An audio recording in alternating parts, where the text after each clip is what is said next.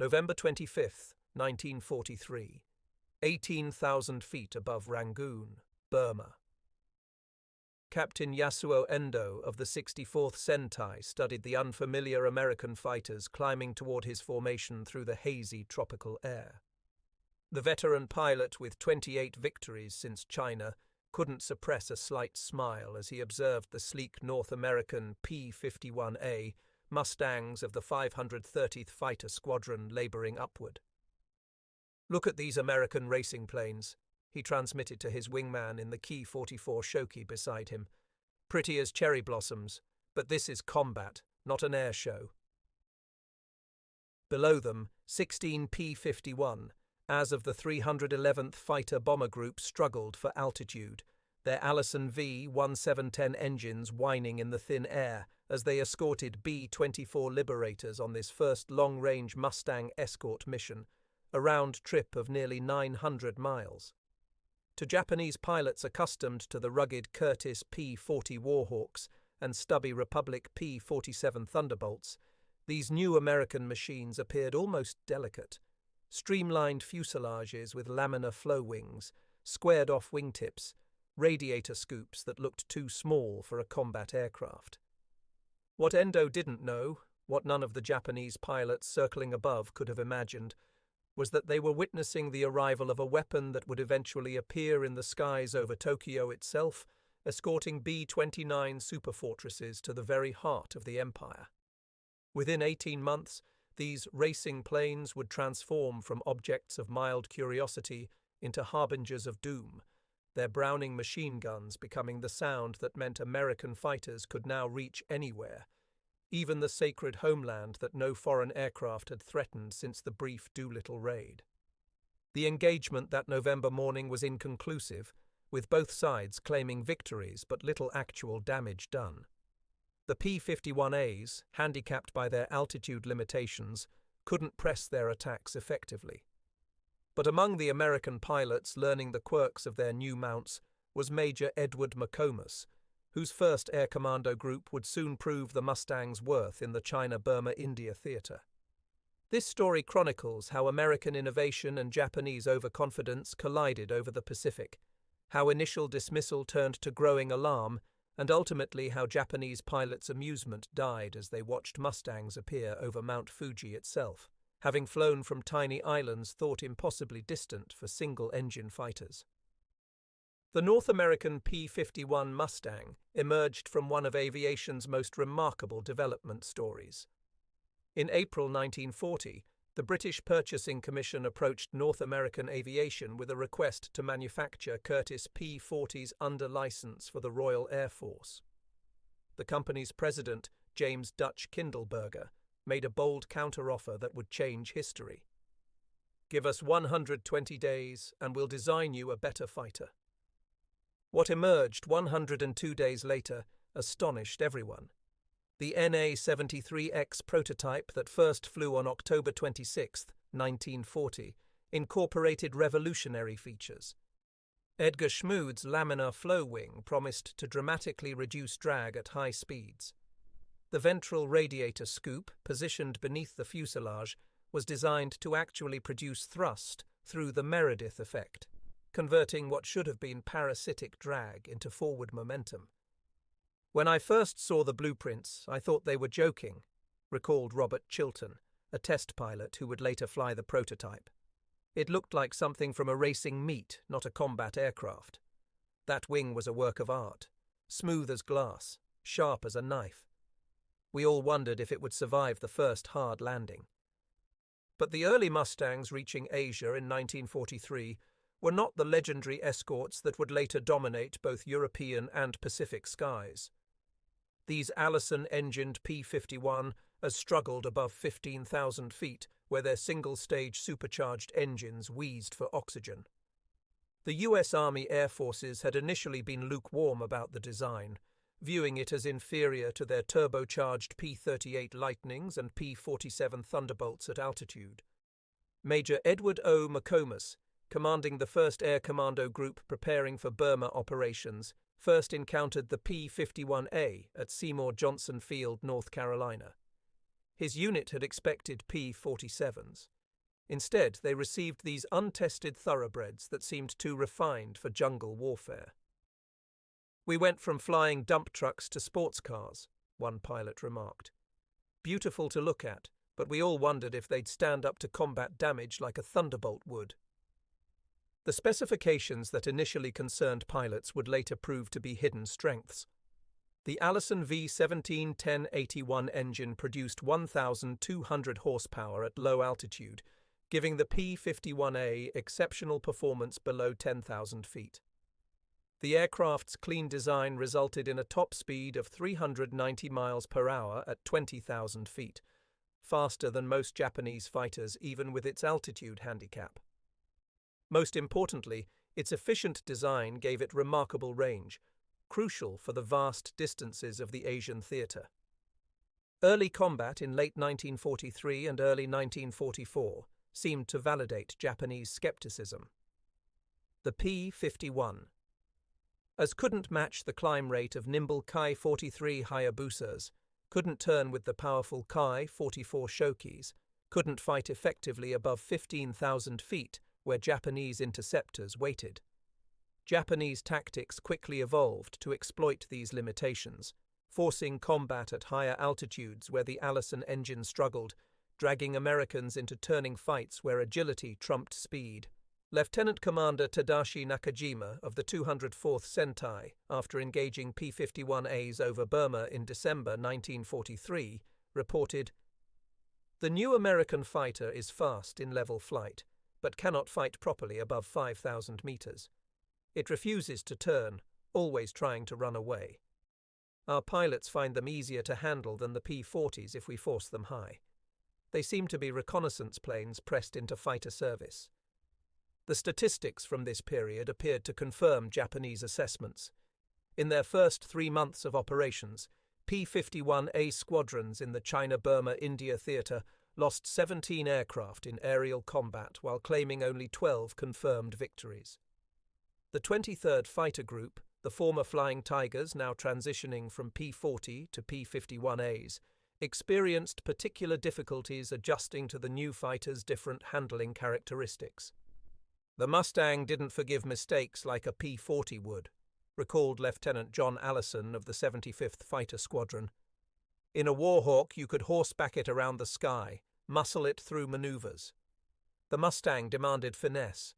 Try to force it into a tight turn at low speed and it would snap roll on you without warning. We lost 2 pilots in training learning that lesson." But beneath these early struggles, fundamental changes were occurring that Japanese intelligence failed to grasp.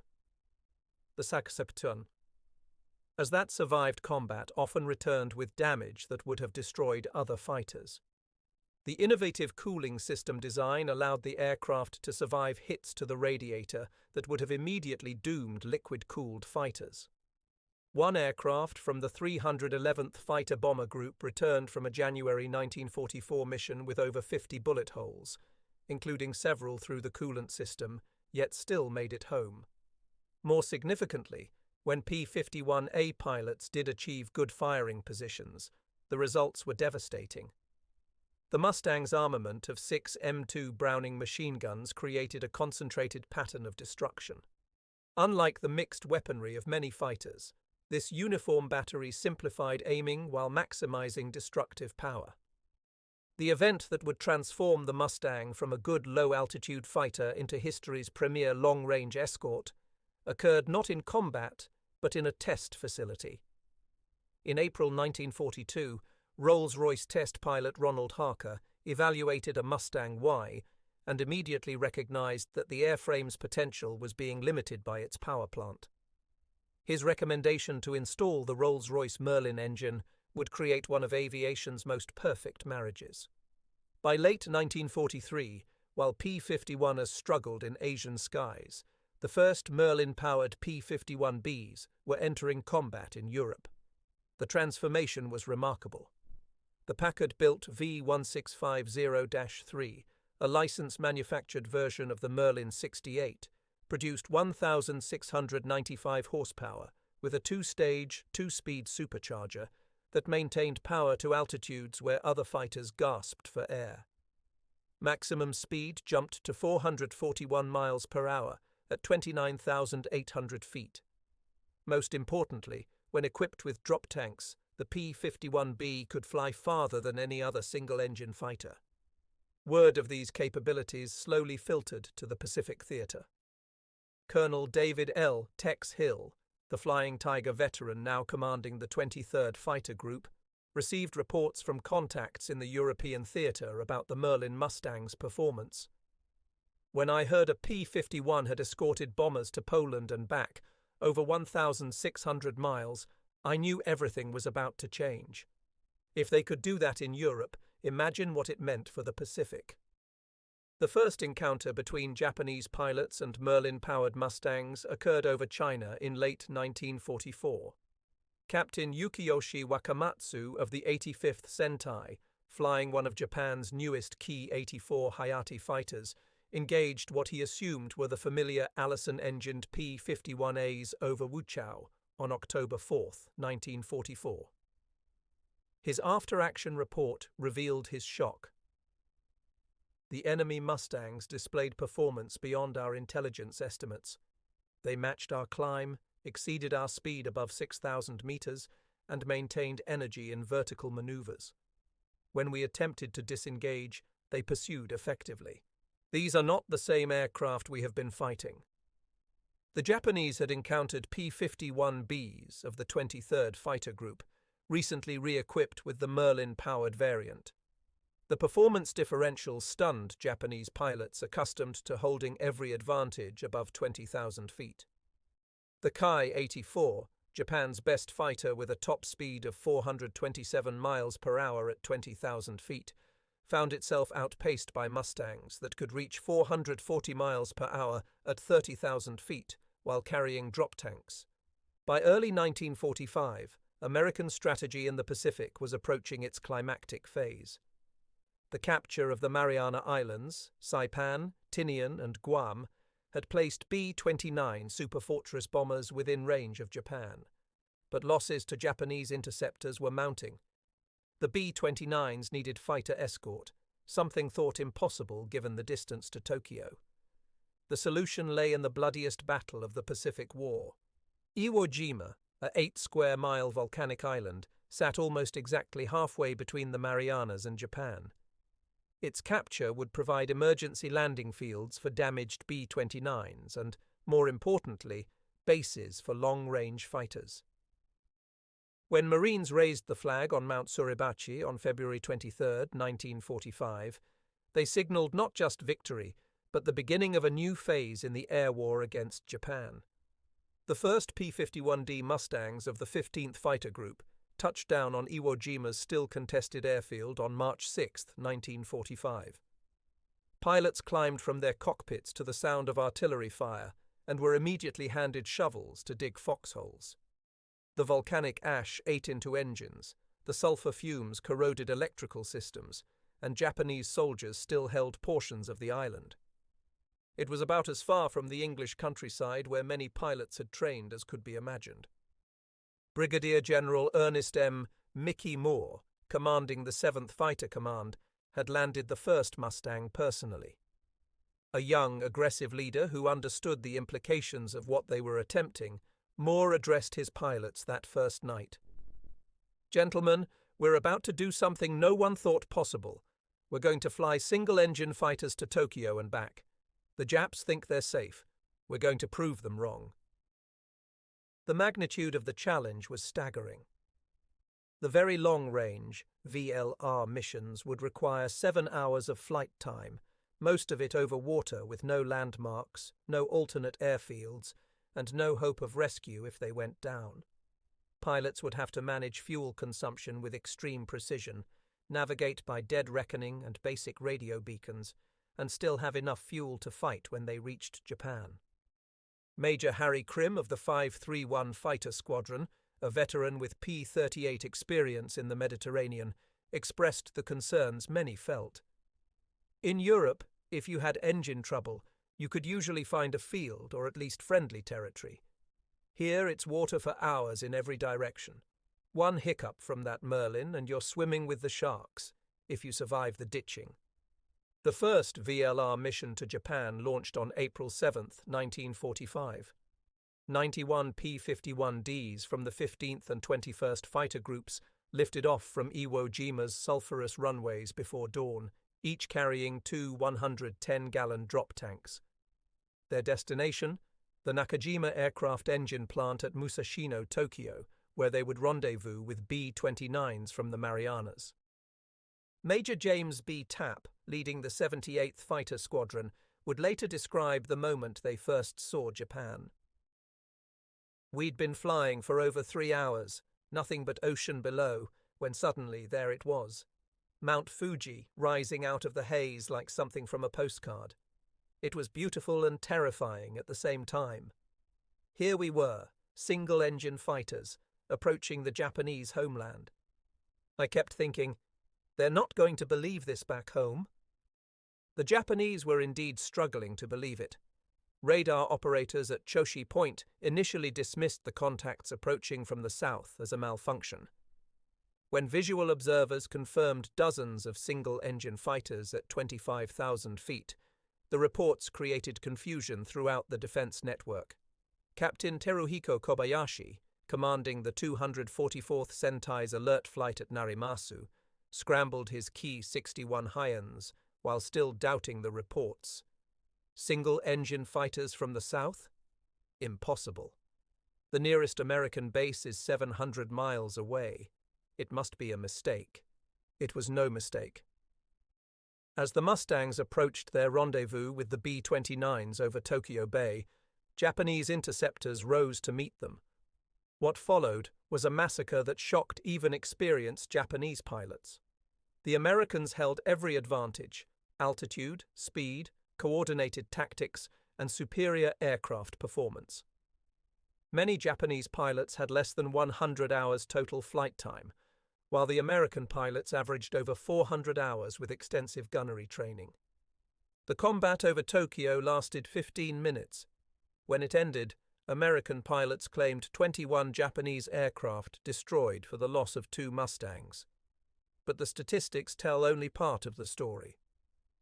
For the first time since the Doolittle raid 3 years earlier, American fighters were over Tokyo. The psychological impact rippled through Japanese society like an earthquake.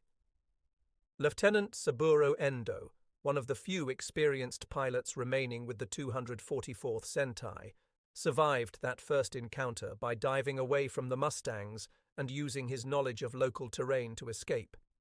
His report to headquarters was stark. The American fighters appeared at 8,000 meters altitude with the bombers. Their speed was superior to our Ki-61 at all altitudes. They refused to engage in turning combat, using slash attacks from above. Our younger pilots were destroyed before they knew what hit them. If these fighters can reach Tokyo, no target in Japan is safe. The technical superiority of the P-51D over most Japanese fighters was overwhelming. Powered by the Packard Phi 1650-7 engine producing 1,695 horsepower, the Mustang could reach 437 miles per hour at 25,000 feet. The new K-14 gun sight, using gyroscopic lead computing, made deflection shooting far more accurate. The bubble canopy provided unmatched visibility. Most critically, improved drop tanks and fuel management gave it the range to fight over Japan and return. Japanese fighters faced multiple disadvantages.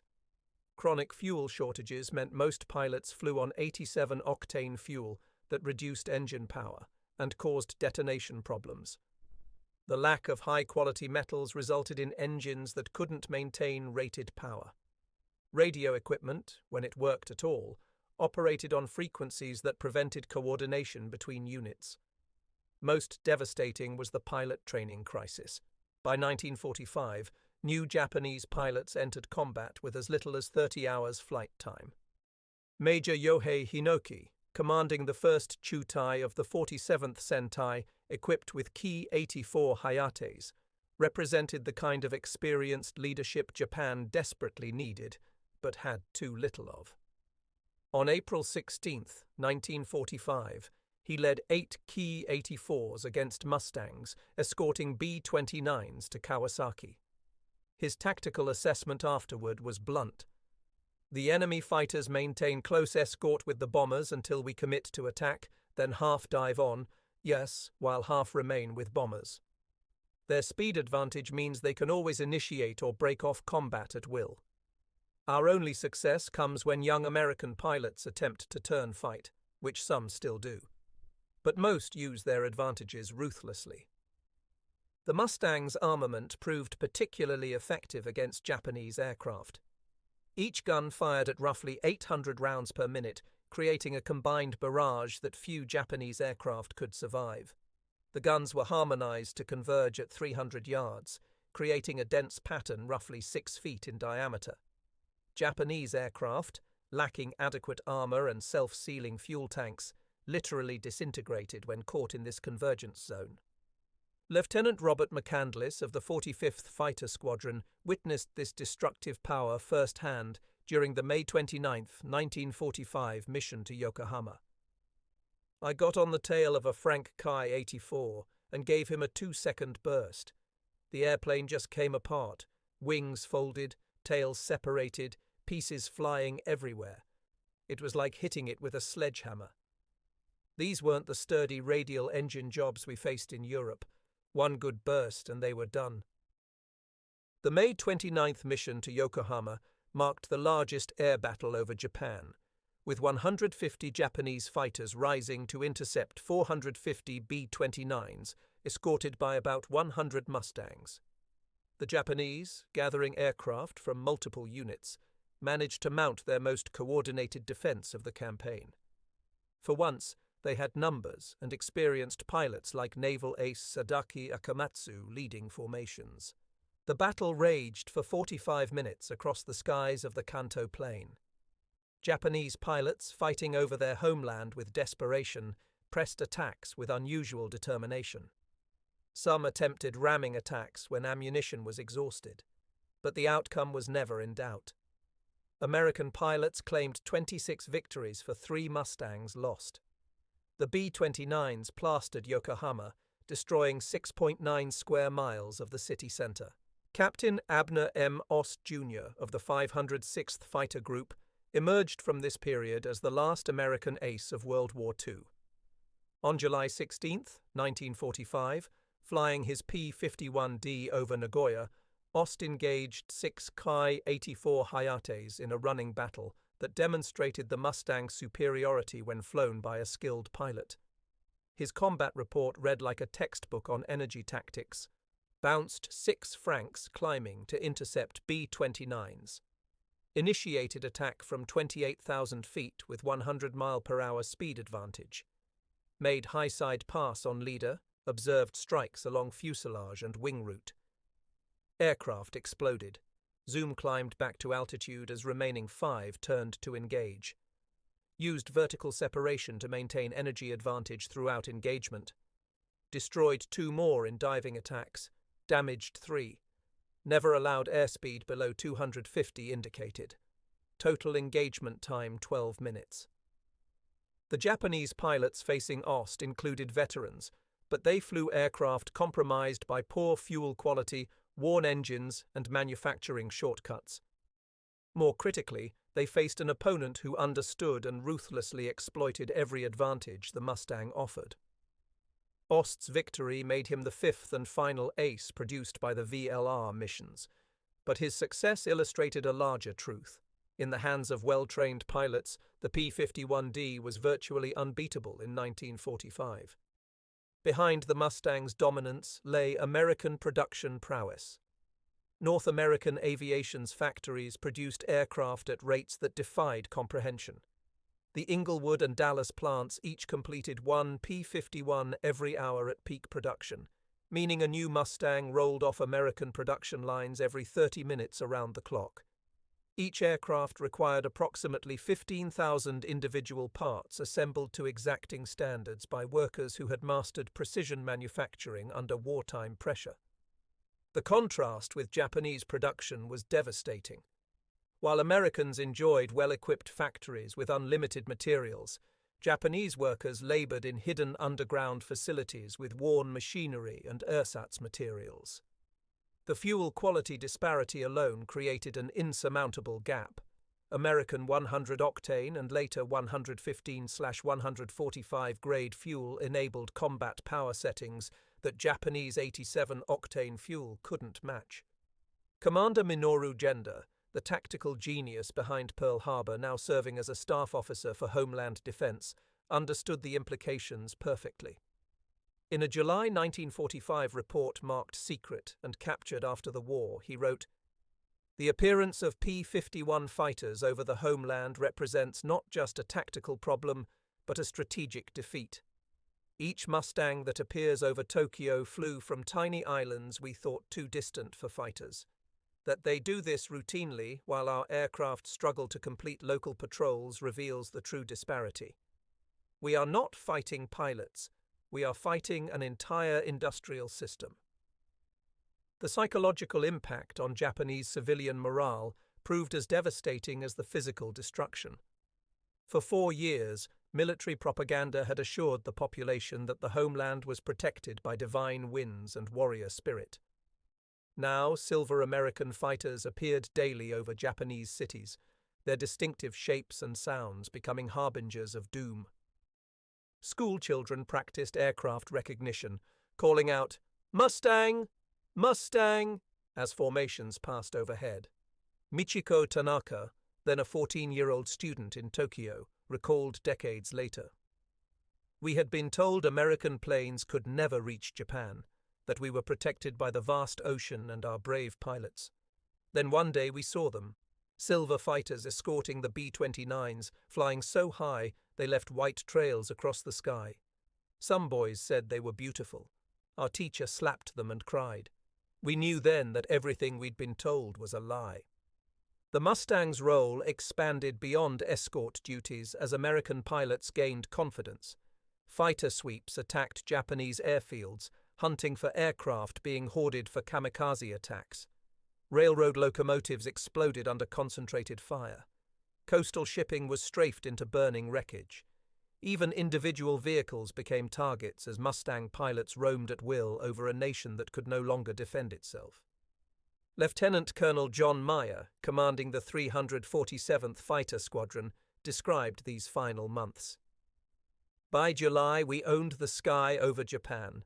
The Japs would hardly come up to fight anymore. We'd go looking for them at their airfields, catch them trying to take off or land. It was almost too easy.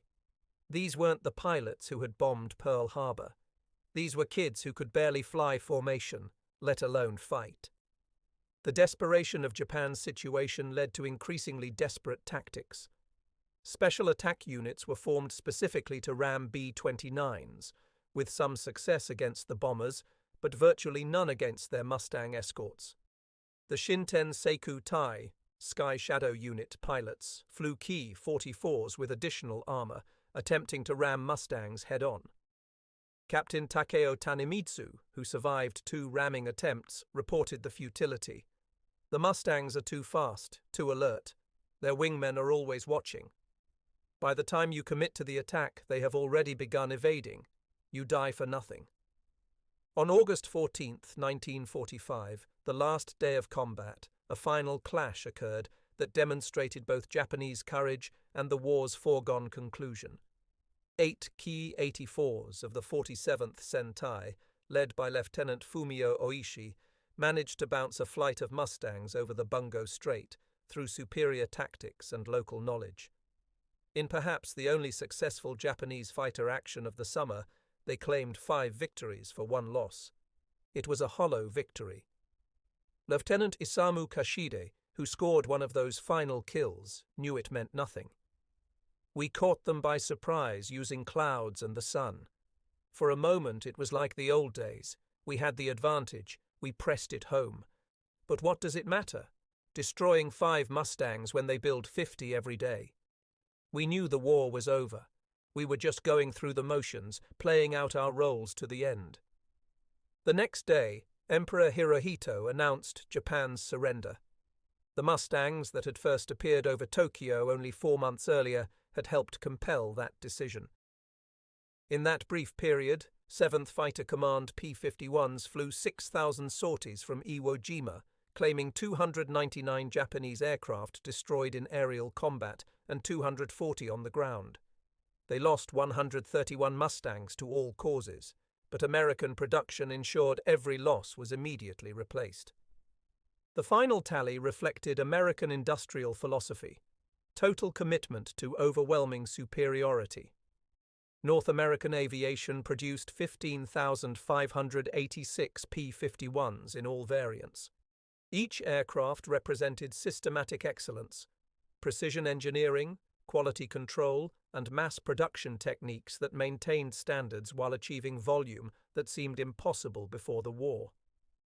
In September 1945, as occupation forces settled across Japan, American intelligence officers interviewed surviving Japanese pilots. Their assessments of the Mustang were unanimous in acknowledging its superiority.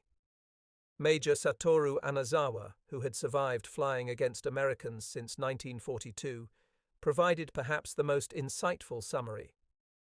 "We fought P-40s and knew their weaknesses. We fought P-38s and learned to split them apart. We fought P-47s and learned to avoid their dives. But the P-51 was different. It did everything well: speed, climb, range, firepower. Worse, there were always more of them. We could shoot down one and 5 would appear. They flew impossible distances to hunt us in our own homeland." When Mustangs appeared over Japan, escorting hundreds of B-29s from tiny islands in the ocean, we finally understood. This was not just another fighter. It was proof that Japan had challenged something we could never defeat: American determination backed by unlimited resources. The Mustang's legacy in Japanese aviation circles remains complex. Veterans who survived speak of it with professional respect, tinged with lingering bitterness. At a 1975 reunion of former Japanese and American pilots in Hawaii, Saburo Sakai, Japan's most famous surviving ace, finally flew in a restored P-51D. His comments afterward were telling. "For 30 years I wondered what it was like to fly the plane that ended our dreams. Now I know. It is everything we were told and more.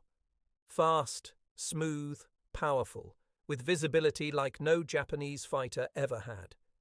The engine runs perfectly hour after hour. The controls are light and precise, and they built 15,000 of them while we struggled to build 3,000 of our best fighter. No wonder we lost. The Mustang didn't defeat us through some magic. It defeated us because it represented everything America did better: design, production, training, logistics. When I flew over Pearl Harbor in 1941, I thought Americans were soft, unprepared. The Mustang proved how wrong we were. At aviation museums across Japan today, the P-51 Mustang is displayed with respect. At the Chiran Peace Museum for kamikaze pilots in Kagoshima, a photograph shows a Mustang formation over Mount Fuji with a simple caption: "American, P-51 fighters over the homeland, 1945. Range, 2,080 miles with drop tanks." The war's outcome decided. Young Japanese visiting these museums often ask how American fighters could fly so far when Japanese aircraft could barely patrol their own coastlines. The answer lies not in any single technological breakthrough, but in systematic superiority: better engines, better fuel, better pilot training, better production methods, and most importantly, the capacity to improve continuously while maintaining massive production. The P-51 Mustang entered combat in Asia as an object of mild professional interest to Japanese pilots who had been fighting continuously since 1937. Its sleek lines and impressive speed at low altitude marked it as different, but not necessarily superior to fighters they had already mastered. Japanese pilots had faced and defeated every Allied fighter type thrown against them. Why should this one be different? By August 1945, no Japanese pilot was dismissing the Mustang. It had become the silver angel of death that appeared daily over the homeland, untouchable at altitude, devastating in its firepower, and seemingly unlimited in numbers. The transformation from racing plane to ruler of Japanese skies took less than 2 years, but those years compressed decades of technological and industrial evolution. The story of Japanese pilots and the P-51 Mustang is ultimately about more than aircraft. It is about two nations' different approaches to war, technology, and industrial power. Japan sought victory through warrior spirit, tactical brilliance, and individual heroism. America answered with systematic superiority, overwhelming production, and the patient application of organized might. The Mustang, more than any other weapon, embodied this American approach, not perfect in any single aspect, but excellent in all, produced in overwhelming numbers, and continuously improved. When those first Mustangs appeared over Tokyo on April 7, 1945, they carried more than bombs and bullets. They carried proof that no island nation, however brave its warriors or skilled its pilots, could stand against the focused industrial democracy of the United States. The laughter of Japanese pilots had turned to professional respect, then growing concern, and finally to the bitter recognition of inevitable defeat. The racing planes had become the instruments of victory, and the skies over Japan belonged to the silver visitors from across the Pacific.